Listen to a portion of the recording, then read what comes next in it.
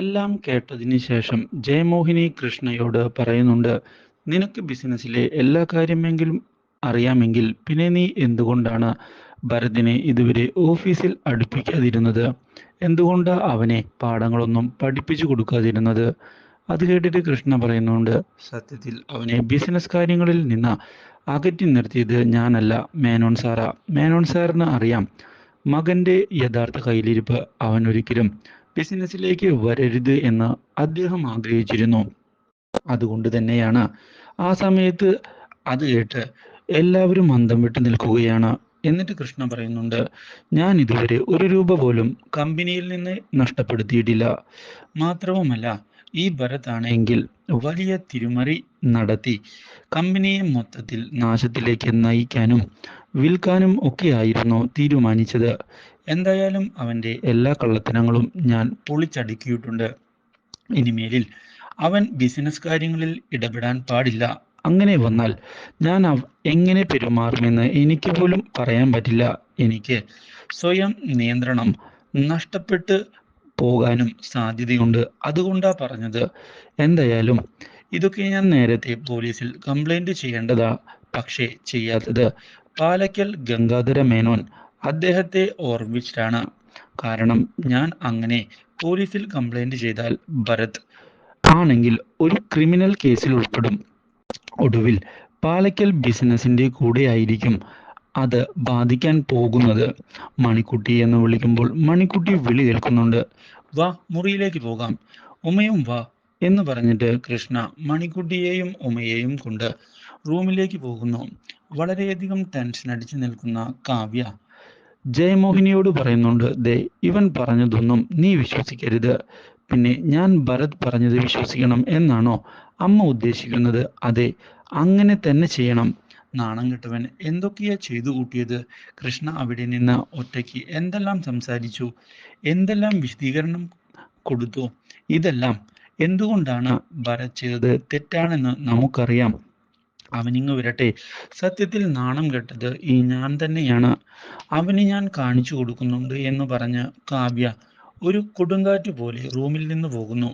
മോളെ മുത്തേ എന്ന് നമ്മുടെ ജയമോഹിനി വിളിക്കുമ്പോൾ മുത്തു പറയുന്നുണ്ട്, ആര് ജയിച്ചാലും ശരി, മണിക്കുട്ടി ജയിക്കരുത്. അവൾ തോൽക്കണം, കേട്ടല്ലോ? അത് കേട്ട് ജയമോഹിനി ആകെ അന്തം വിട്ട് നിൽക്കുന്നു. അങ്ങനെ ഭരത് ആണെങ്കിൽ കാറ് ഓടിച്ച് തിരിച്ചു പോവുകയാണ്. ആ സമയത്താണ് ഷാജി വിളിക്കുന്നത്. പറയൂ എന്ന ദേഷ്യത്തിൽ തന്നെ ഭരത് ആവശ്യപ്പെടുന്നു, സാറേ, ആ പെണ്ണിലെ മണിക്കുട്ടി, അവളും വേറൊരുത്തിയും കൂടി വന്നിട്ട് ആ കൃഷ്ണയെ ഇവിടെ നിന്ന് കടത്തിക്കൊണ്ടുപോയി. സാറേ, ഞങ്ങളുടെ മൂക്കിൽ ക്ലോറോഫോം എല്ലാം സ്പ്രേ ചെയ്തിട്ടാണ് അങ്ങനെ ചെയ്തത്. അങ്ങനെ കാര്യങ്ങളെല്ലാം ചുരുങ്ങിയ സമയം കൊണ്ട് തന്നെ അയാൾ അറിയിക്കുന്നു. അത് കഴിഞ്ഞ് ഭരത് ദേഷ്യത്തിൽ പറയുന്നുണ്ട്, അവിടെ നിന്ന് അവനെയും കൊണ്ട് രക്ഷപ്പെട്ടിട്ട് മൂന്നെണ്ണം എൻ്റെ നെഞ്ചത്ത് കയറാൻ വന്നിട്ടുണ്ടായിരുന്നു. അതുമാത്രവുമല്ല, അവർക്ക് ചെയ്യേണ്ട കാര്യങ്ങളെല്ലാം തന്നെ ചെയ്തിട്ടാ പോയത്. ബോധമില്ലാത്തവർക്കാണല്ലോ ഞാൻ കൊട്ടേഷൻ കൊടുത്തത്. കാശ് വാങ്ങിച്ചതിന് ജോലി ചെയ്യടോ എന്ന് പറഞ്ഞിട്ട് ദേഷ്യത്തിൽ ഭരത് കോൾ അവസാനിപ്പിക്കുന്നു. ആ സമയത്ത് ഛേ എന്ന് പറഞ്ഞ് ഷാജി നിൽക്കുകയും ചെയ്യുന്നു. അതേസമയം മണിക്കുട്ടിയാണ് എങ്കിൽ കൃഷ്ണയ്ക്ക് തലം ചീകി കൊടുക്കുകയാണ്. ഷർട്ടിന്റെ ബട്ടൺ ഇടുന്നതും എല്ലാം ഉമ്മ വളരെയധികം വാത്സല്യത്തോടെ കൂടെ നിന്ന് കാണുന്നു. അപ്പോഴേക്കും ഉമ്മ പറയുന്നുണ്ട്, ഇനി കൃഷ്ണൻ നന്നായിട്ട് ഉറങ്ങിക്കോ, കാരണം ക്ഷീണമെല്ലാം ഒന്ന് പോകട്ടെ. കൃഷ്ണ പറയുന്നുണ്ട്, സത്യത്തിൽ എനിക്കിപ്പോൾ ക്ഷീണമൊന്നുമില്ല ഉമ്മ, ഉറക്കവും എനിക്ക് വരുന്നില്ല. കമ്പനിയെ വലിയൊരു ആപത്തിൽ നിന്ന് രക്ഷപ്പെടുത്താൻ കഴിഞ്ഞല്ലോ, ആ ഒരു ആശ്വാസം മാത്രമാണ് എൻ്റെ മനസ്സിലുള്ളത്. എന്തൊക്കെയായാലും ഉമ്മ ഈ വീട്ടിലെ കെയർടേക്കറാ. കെയർടേക്കറിന് ഈ ഒരു കാര്യത്തിലും വീട്ടു പ്രശ്നങ്ങളിലും ഇടപെടേണ്ട കാര്യമില്ല. എങ്കിലും ഉമ്മ ഇടപെട്ട് എല്ലാം സോൾവ് ആക്കി. അതിന് എത്ര നന്ദി പറഞ്ഞാലും മതിയാകില്ല. മണിക്കുട്ടി പറയുന്നുണ്ട്, അതിന് ഉമ്മ ആൻറ്റി കെയർടേക്കർ മാത്രമല്ലല്ലോ, എൻ്റെ ട്യൂഷൻ ടീച്ചർ കൂടിയല്ലേ, അതുകൊണ്ടാ ഒരു സ്നേഹം കാണിച്ചത്. ഉമ്മ പറയുന്നുണ്ട്, ഞാൻ കാവ്യയുടെ കൂട്ടുകാരി ആണെങ്കിലും കൃഷ്ണയുടെയും മണിക്കുട്ടിയുടെയും കാര്യങ്ങൾ നോക്കാനാ ഇങ്ങോട്ട് വന്നത്. അങ്ങനെ നോക്കി നോക്കി ഞാനിപ്പോൾ കാവ്യയ്ക്കും കാവ്യയുടെ അമ്മയ്ക്കും കാവ്യയുടെ സഹോദരനും എല്ലാവർക്കും ഒരു ശത്രുവായിട്ട് മാറിക്കഴിഞ്ഞു. എന്നാലും നിങ്ങളുടെ കാര്യം ശരിയാവണം. കൃഷ്ണ പറയുന്നുണ്ട്. എത്രയൊക്കെ ശരിയായാലും കാവ്യയായിട്ടുള്ള പ്രശ്നം ഇതുവരെ ശരിയായില്ലല്ലോ. പിന്നെ അച്ഛൻ ഇവിടെ ഇല്ലാതിരുന്ന സമയത്ത് എനിക്ക് ഒരു ആശ്വാസമായത് ഉമ ആൻറ്റി ആയിരുന്നു. ഉമ ആൻറ്റിയാണ് എന്നെ കഴിപ്പിക്കാനും എന്തിനും കൂടെ നിന്നത് മണിക്കുട്ടി വ്യക്തമാക്കുന്നു. ആ സമയത്ത് കൃഷ്ണ ചോദിക്കുന്നുണ്ട്, കാവ്യ കാവ്യ ഒരു കാര്യത്തിലും ഇടപെട്ടില്ലേ? മണിക്കുട്ടി പറയുന്നുണ്ട്, ഞാൻ ഫുഡ് കഴിക്കാതിരുന്നപ്പോഴെല്ലാം അമ്മ എന്നെ ഒന്ന് ശാസിച്ചു. അതൊക്കെ അതിനകത്ത് സ്നേഹമുണ്ടായതുകൊണ്ടാണ്. സത്യത്തിൽ അമ്മയ്ക്ക് സ്നേഹമുണ്ട്. പക്ഷേ ഒന്നിനും സമ്മതിക്കാത്തത് ആ മുത്തശ്ശിയും ഭരതുമാമനും കാരണമാണ്. കൃഷ്ണ പറയുന്നുണ്ട്, അതെ അതെ. ഉമ പറയുന്നു, അങ്ങനെ സ്നേഹം മനസ്സിൽ മാത്രം വെച്ചിട്ട് കാര്യമുണ്ടോ? മണിക്കുട്ടി പറയുന്നുണ്ട്, അതെ, അതുകൊണ്ടാ ഉമ ആൻറ്റി ഉള്ളത്. ഉമ ആൻറ്റി അച്ഛനോട് കൂടുതലായിട്ട് അടുത്ത് ഇടപഴകണം. അപ്പോഴേക്കും അമ്മയ്ക്ക് വീണ്ടും ദേഷ്യമാകും. അങ്ങനെ അമ്മ നോക്കിക്കോ, അച്ഛനോട് അടുക്കും. അത് കേട്ടിട്ട് കൃഷ്ണ പറയുന്നു, അതുകൂടെ സംസാരിക്കാൻ തന്നെയാ ഞാൻ ഇങ്ങോട്ട് ഉമയെ വിളിപ്പിച്ചത്. ഉമ്മ പറയുന്നുണ്ട്, സ്നേഹം അഭിനയിക്കാനാ പാട്. എന്നാൽ നിങ്ങൾക്ക് വേണ്ടിയിട്ടല്ലേ, ഞാനത് ചെയ്യാം, വാക്കു നൽകുന്നു. അങ്ങനെ കാവ്യ വളരെയധികം ദേഷ്യത്തിൽ ജയമോഹിനിയോട് വന്നിട്ട് ചോദിക്കുന്നുണ്ട്, ഭരത് ഇതുവരെ വന്നില്ലേ? അതെ, നിങ്ങളെല്ലാം ഭരത്തിനെ ചേർന്ന് ഒളിപ്പിച്ചു വെച്ചോ? ജയമോഹിനി പറയുന്നുണ്ട്, ഇല്ല മോളെ, വന്നില്ല. പക്ഷേ ആ കൃഷ്ണ പറയുന്നതൊന്നും നീ വിശ്വസിക്കരുത്. സത്യത്തിൽ മണിക്കുട്ടിയും ഉമയും കൂടെ പറഞ്ഞത് മുഴുവൻ കള്ളത്തരമാണ്. ഭരത് ഒരിക്കലും നിനക്ക് എതിരായിട്ടൊന്നും ചെയ്യില്ല. എന്തായാലും ഭരത് വരട്ടെ, ഞാൻ എല്ലാം അവനോട് ചോദിക്കുന്നുണ്ട് എന്ന് പറഞ്ഞ് കാവ്യ ദേഷ്യത്തിൽ നിൽക്കുന്നു. കുറച്ച് സമയങ്ങൾക്ക് ശേഷം ഭരത് അങ്ങോട്ട് വരികയാണ്. വീടിന് മുന്നിൽ വന്നിട്ട് ചുറ്റും നോക്കുന്നു. ആരെയും കാണാനില്ലല്ലോ. കാവ്യേച്ചി അകത്തുണ്ടാകുമോ? ആ, എന്തായാലും ഒരു നമ്പറുണ്ട്, അത് ഏറ്റാൽ നല്ലത് എന്ന് പറയുന്നു. അകത്തേക്ക് പോയിട്ട് ജയമോഹിനിയും ഭരതും നീരജയും എല്ലാവരും നിൽക്കുകയാണ്. ആ സമയത്ത് ഭരത് പറയുന്നുണ്ട്, കുറച്ച് ലേറ്റായി പോയി, ഭയങ്കര ചൂട്. ഇന്നാണെങ്കിൽ കുറച്ച് കൂടുതൽ ജോലി ഉണ്ടായിരുന്നു. അതായത് ഇന്ന് സ്റ്റോക്ക് എടുക്കണമായിരുന്നു. അതുകൊണ്ട് തന്നെ ഗോഡൗണിൽ കയറി സ്റ്റോക്ക് എത്രയുണ്ട് എന്ന് എണ്ണി നോക്കി. അങ്ങനെ ഒരുപാട് കാര്യങ്ങൾ. അത് കേട്ടിട്ട് കാവ്യ ചോദിക്കുന്നുണ്ട്, ഓഹോ, നീ സ്റ്റോക്ക് സൂക്ഷിക്കുന്ന ഗോഡൗണിലാണോ ആൾക്കാരെ പിടിച്ചുകൊണ്ടുപോയി കെട്ടിയിടാറുള്ളത്? അത് കേട്ട് ഭരത് ചോദിക്കുന്നു, കെട്ടിയിടാറോ? ആരെ ആരെ എനിക്ക് മനസ്സിലായില്ല. അല്ലേടാ, നീയല്ലേടാ കൃഷ്ണയെ കുറേയേറെ ഗുണ്ടകളെ കൊണ്ടുവന്ന് ഇറക്കിയിട്ട് മനഃപൂർവ്വം ഇവിടെ നിന്ന് തട്ടിക്കൊണ്ടുപോയത്, ഗോഡൗണിൽ ഇതുവരെ ഒളിപ്പിച്ച് താമസിച്ചു വെച്ചിരുന്നത് എന്ന് പറഞ്ഞിട്ട് ഭരത്തിന്റെ കവിളിൽ ആഞ്ഞടിക്കുന്നു. അയ്യോ അളിയനോ? ചേച്ചി ചേച്ചി എന്തൊക്കെയാ പറയുന്നത്? ഞാൻ അങ്ങനെയൊന്നും ചെയ്യില്ല, നിനക്കൊന്നും അറിയില്ല അല്ലേടാ എന്ന് പറഞ്ഞ് രണ്ടാമതും അടിക്കുകയാണ്. എന്തായാലും രണ്ടു മൂന്ന് അടി കിട്ടുമ്പോൾ അവനാകെ അമ്പരന്ന് നിൽക്കുന്നു. ജയമോഹിനി ചോദിക്കുന്നുണ്ട്, കാവ്യേ, എന്താണ് ചെയ്യുന്നത്? ഇങ്ങനെയൊക്കെ ചെയ്യാൻ പാടുണ്ടോ? എന്നാൽ ഇത് കേട്ട് ഭരത്, അടി വാങ്ങിക്കാൻ മാത്രം ജനിച്ചവനല്ലല്ലോ. ആരും എൻ്റെ കൂടെ ഇല്ലേ? എൻ്റെ ചേച്ചിക്ക് എന്നെ അടിക്കാമല്ലോ.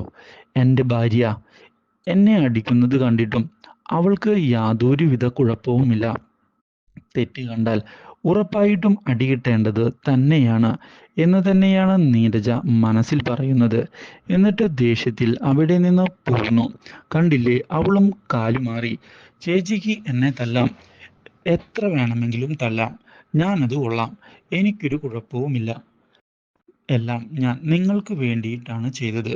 ഇത് കേട്ടിട്ട് കാവ്യ പറയുന്നുണ്ട്, അതെ, നിങ്ങൾ എന്ത് ചെയ്തു എന്ന് പറയുന്നത്. എന്നാലും നീ ഇങ്ങനെയൊക്കെ കൃഷ്ണയോട് ചെയ്യുമെന്ന് ഞാൻ വിചാരിച്ചില്ല.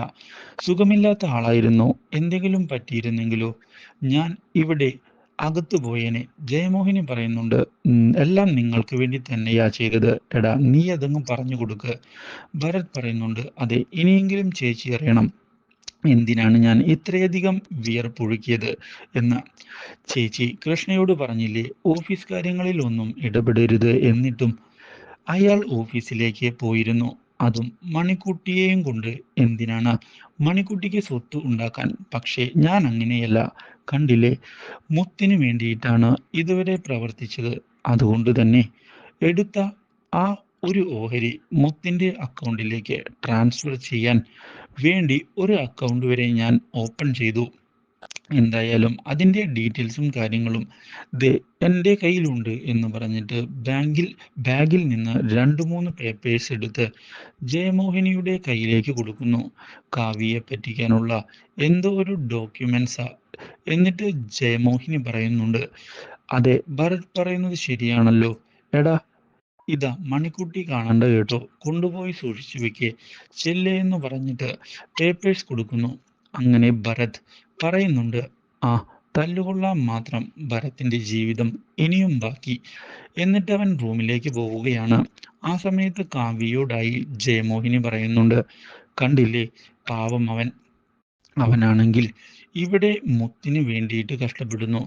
എന്നിട്ട് അന്തർനാടകത്തിൽ കളിക്കുന്നത് മറ്റു ചിലരും.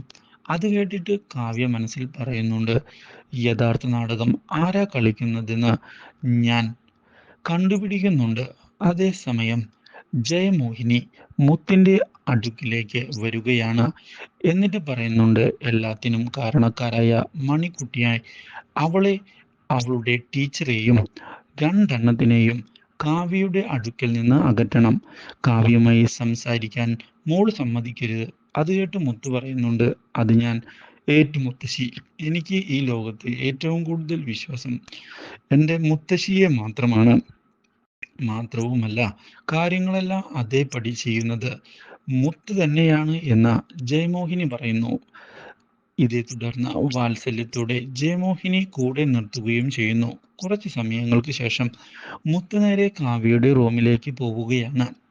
ഓരോന്ന് ആലോചിച്ച് ടെൻഷനോടെ കൂടെ ഇരിക്കുന്ന കാവ്യയെ മുത്ത് കാണുന്നുണ്ട്. മനസ്സിൽ പറയുകയാണ്, ആ മണിക്കുട്ടിയെയും അവളുടെ ട്യൂഷൻ ടീച്ചറെയും ഞാൻ ഇവിടെ നിന്ന് പുറത്താക്കും. അതും എൻ്റെ അമ്മയെ കൊണ്ട് അങ്ങോട്ട് പോയിട്ട് കാവ്യയോട് പറയുന്നുണ്ട്, അമ്മേ, ഭരതമാമൻ പറഞ്ഞ കാര്യങ്ങളെല്ലാം വിശ്വസിക്കണം. അതിൽ സത്യമുണ്ട്. സത്യത്തിൽ സുഖമില്ലാത്ത അച്ഛൻ. പിന്നെ നമ്മുടെ ഓഫീസിൽ ആണെങ്കിൽ ജോലി ചെയ്യാൻ ഒരുപാട് സ്റ്റാഫുണ്ട്. അവിടെയുള്ള കാര്യങ്ങളൊക്കെ അറിയണമെങ്കിൽ അച്ഛനൊരു ഫോൺ കോൾ മാത്രം മതി. എന്നിട്ടും അച്ഛൻ, സുഖമില്ലാത്ത അച്ഛൻ അവിടെ വരെ മണിക്കുട്ടിയെയും കൊണ്ടുപോകുന്നത് ബിസിനസ്സിലെ ട്രിക്ക് എന്തിനാണ് എന്ന് മനസ്സിലാക്കാൻ ആണ്. അതുകൊണ്ട് തന്നെ കാവ്യ അത് മനസ്സിലാക്കി കാര്യങ്ങൾ ചെയ്യണം. മണിക്കുട്ടിക്ക് നിന്റെ പ്രായമല്ലേ ഉള്ളൂ. എൻ്റെ പ്രായമാണ് എങ്കിലും അവൾക്ക് ബുദ്ധി ഉപദേശിച്ചു കൊടുക്കാൻ മറ്റേ പാർട്ടിയിലെ ഉമ അവരുണ്ട്. അവരാണ് എല്ലാത്തിനും കാരണം. ഇത് കേട്ട് ഞെട്ടിയിരിക്കുന്ന കാവ്യയെ കാണിച്ചിട്ടാണ് ഇന്നത്തെ എപ്പിസോഡ് അവസാനിക്കുന്നത്. Do like, share and subscribe.